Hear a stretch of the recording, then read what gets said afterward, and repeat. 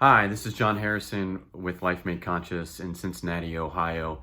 And this is a part two to appropriate self-esteem, a follow-up from the video I did a couple weeks ago, talking about what is appropriate self-esteem and some of the ways in our life that we lose track of what it's like to be connected to others and relationships and also ourselves. And if you're like most people, and you basically, if you're like a human being, we go in and out of appropriate self-esteem quite a bit. And for most of us, we experience feelings of being inadequate, feeling less than, and we'll have moments too where we feel entitled or we feel righteous. Comes out through angry behavior or through other ways, and like especially in relationships. And we're just not connected. And we're not connected with other people, but we're also not connected with ourselves. So it's really important that we have this understanding of what it is that is good, healthy self-esteem. So just because we know something doesn't mean we're going to be able to just be there all the time. That's not possible. We're human. So we're consistently as adults having to pull ourselves into appropriate self-esteem and understand that it's not anyone else's job to do that. So whether or not we're looking at someone to make us feel better or looking for someone else to change their behavior, kind of like, hey, I'm angry, but if you wouldn't do the thing that made me angry, I wouldn't be angry, just as an example. And in the first video, I talked a bit about, if you, like, for example, like if you had kids, and I mentioned this, if you have children, noticing that innate sense of connection, that innate sense of value that you can sense within them. And as a parent, you're sensing it in witness of them, but you're also feeling it in yourself. It's like this call to our original state of being. And it's a very, very powerful experience. Having a kid, being around your children, it can't substitute it. It's like nothing else. And what we're sensing when we're in the presence of our children, for example, is like it's our own innate sense of worth. So, and that's what appropriate self-esteem is. It's understanding innate sense of worth and value, but never overvaluing it in comparison to someone else, and obviously never undervalue ourselves to them as well. So what I want to do is have you do an exercise with me, and I'm going to have you feel into this appropriate sense of self-esteem, this sense of innate value. And I want you to just close your eyes.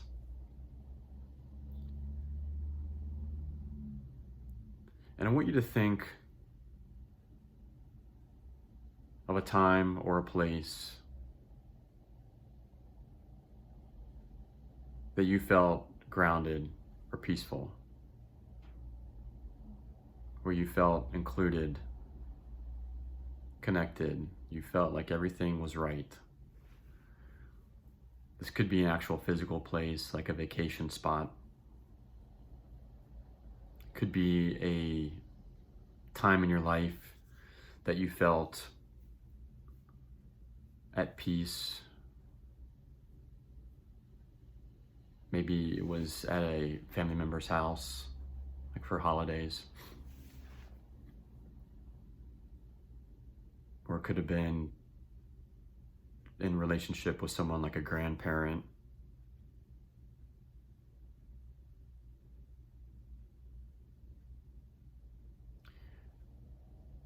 Or, as I just previously mentioned, maybe it is like a vacation spot. Maybe it's the beach. Maybe it's somewhere in the wilderness. And I want you to breathe into that with your eyes shut. And just feel into your body what that feels like. What kind of physical sensations do you have as you put yourself there? You might even be able to hear the sounds going on around you. You might even be able to pick up some sense, smell. Really put yourself there.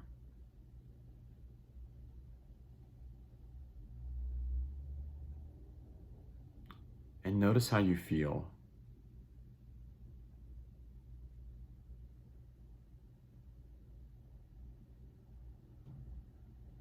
And I want you to feel that place in your body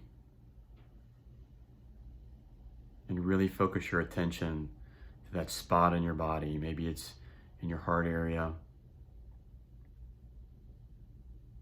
or somewhere in your belly.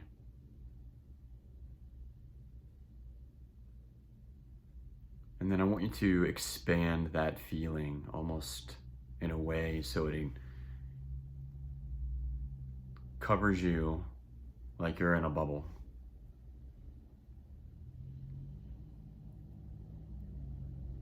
And as you breathe out, have it expand more and more so it covers you 360 degrees.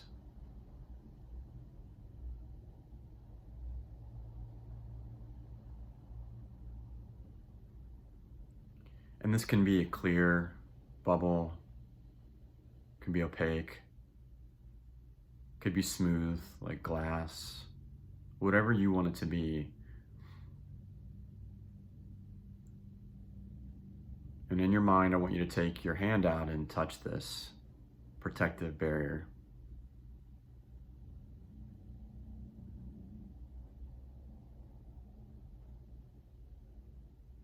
And this is your space. Nothing can come in without permission.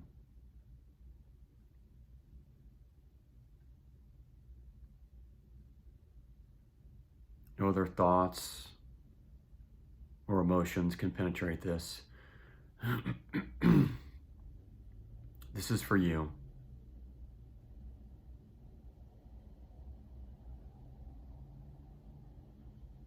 And in this space, you are allowed to be centered and peaceful and grounded.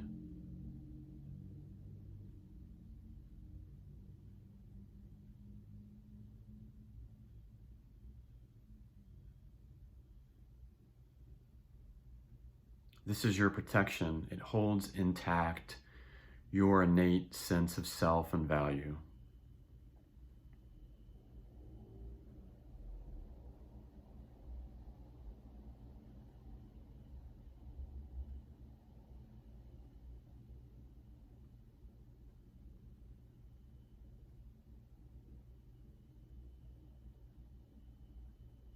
And go ahead and just feel into that for a few more moments. Just breathing into the sensation of what this feels like in your body. And then allow that bubble, that protective barrier coming around you to constrict and contract back into your heart. And then place your hand over your heart.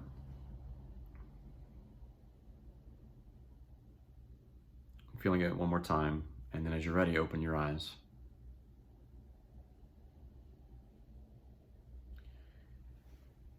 And this is what it feels like to be in appropriate esteem.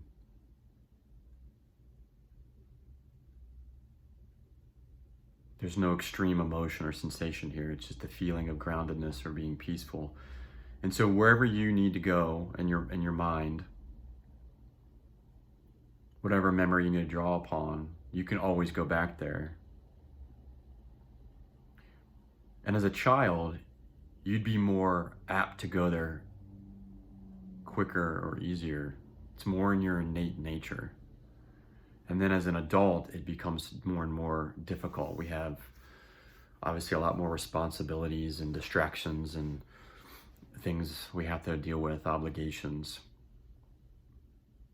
So in essence, we're parenting ourselves. We're bringing our attention and our focus back into this space when we need it. We cannot count on other people or at times our circumstances or our environments to do this for us.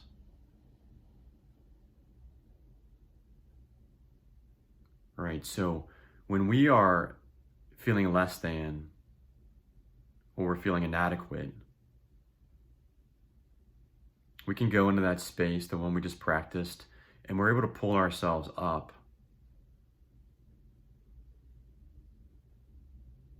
So just like any other human being, you are gifted or able to receive love and affection. That is your birthright.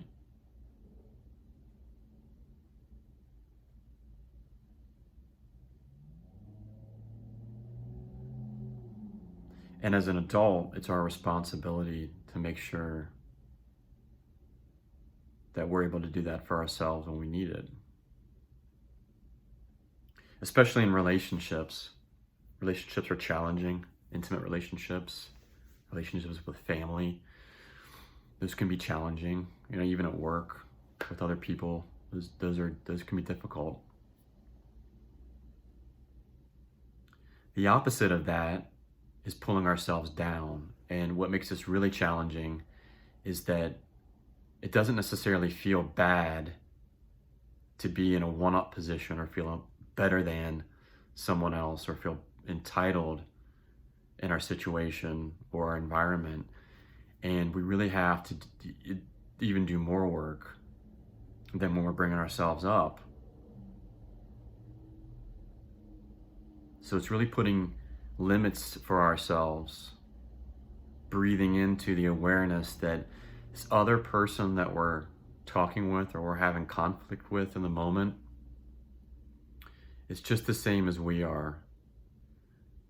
In their own way, they have their own insecurities and doubts, negative perceptions. They have their own past history and trauma.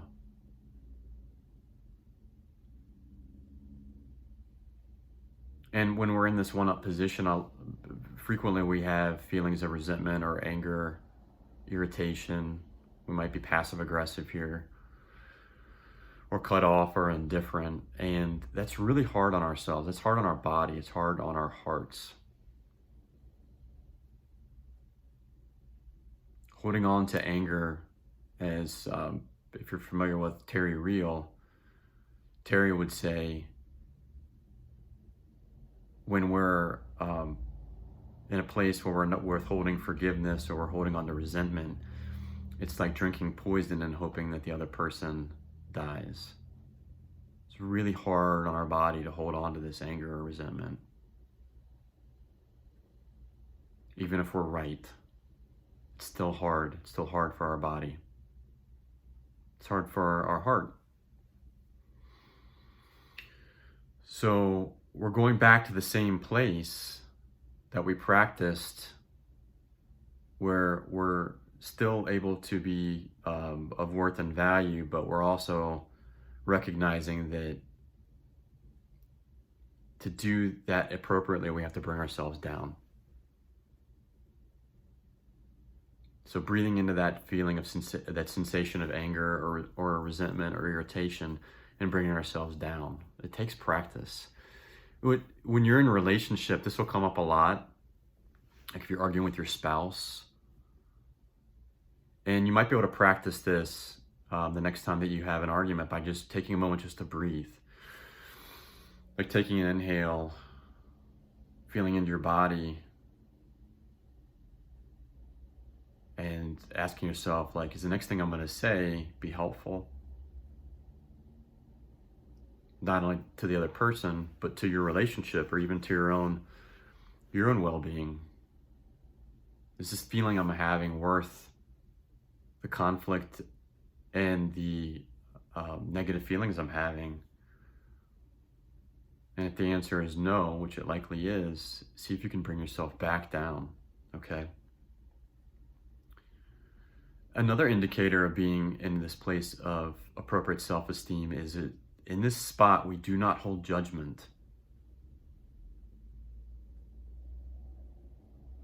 And when we're feeling good and we're feeling connected and we're feeling joyful or happy or calm and peaceful, we do not hold judgment towards ourselves and we do not hold judgment towards other people. We are accepting them and loving them for who they are. And if you're like most people, me included, it can be really difficult to do that. There's so many things in our, not only our relationships, but our day-to-day life or in society, that call for us in many ways, are call to us to be irritated or frustrated or angry or feeling like we can hold a righteous position. But it's our job as adults to make sure that we're regulating the sense of self-esteem that's appropriate and it's healthy. So that, in essence, today, what I've been talking about is the practice.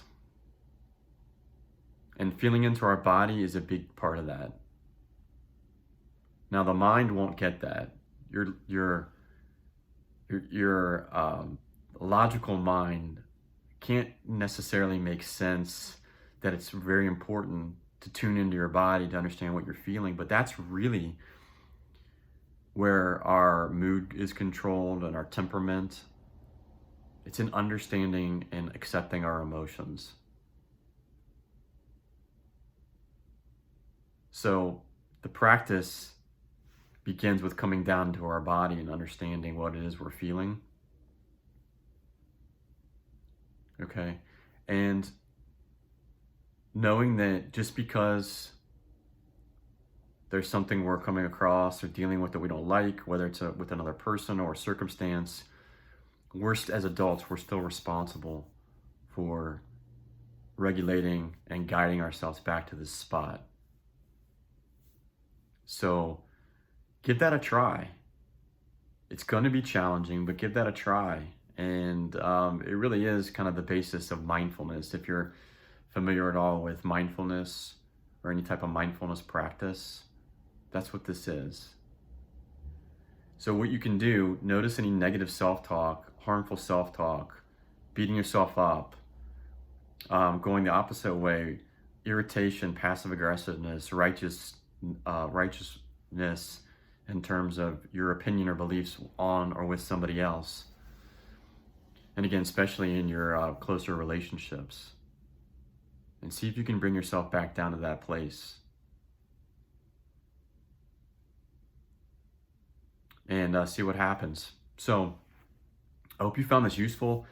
And if you have questions for me, drop a comment in the comment section here on YouTube. You can also send me an email at john@lifemadeconscious.com. I'd really like to hear from you. And I hope you had a great Thanksgiving. And we get the holidays coming up. It's time stress, a lot of run around obligations, and dealing with family and in-laws, and so it's a trying time for most of us. But remember, how you treat yourself is really important, and how you feel is really important as well. So have a good holiday season. I'm gonna probably talk to you here before we get to that the end of the month in December. But good luck to you, and hope you do well, and hope you have a good beginning of the holiday season. So hope that was helpful, and hope to talk to you soon. All right, take care of yourself. Bye-bye.